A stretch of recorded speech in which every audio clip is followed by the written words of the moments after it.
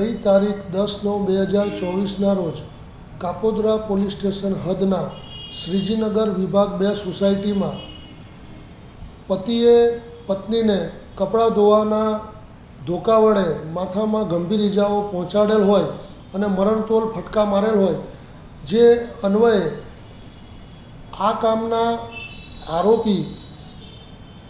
ભરતભાઈ વલ્લભભાઈ મોરડિયા,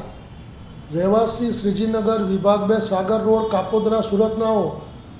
police station આવી પોતે જાહેરાત એવી કરેલ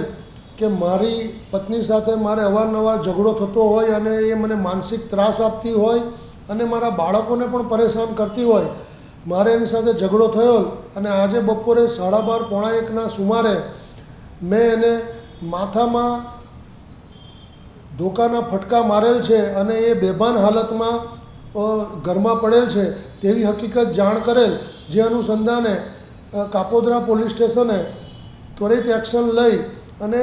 આરોપીના ઘરે જઈ અને જે ભોગ બનનાર ઈજા પામનાર બેન નામે મોનિકાબેન ઉર્ફે મંગળાબેનને હોસ્પિટલાઇઝ કરેલ અને આ ગુનાના કામે ભોગ બનનાર મોનિકાબેનના સગા સંબંધી આવતા કિશોર રામચંદ્ર સોનવણે, રહેવાસી તેવડ ફળિયા, નવાપુર, જિલ્લા નંદુરબાર નાઓની કાયદેસરની ફરિયાદ લેવામાં આવેલ અને આ ગુનાના કામે આરોપી ભરતભાઈ વલ્લભભાઈ મોરડિયાઓની કાયદેસર અટકાયત કરી અને નામદાર કોર્ટમાં રજૂ કરવામાં આવેલ. ઉપરોક્ત ગુનાની તપાસ પોઈન્ટ શ્રી MB અવસુરા કાપોદ્રા પોસ્ટેનાઓ હાલ કરી રહેલ છે.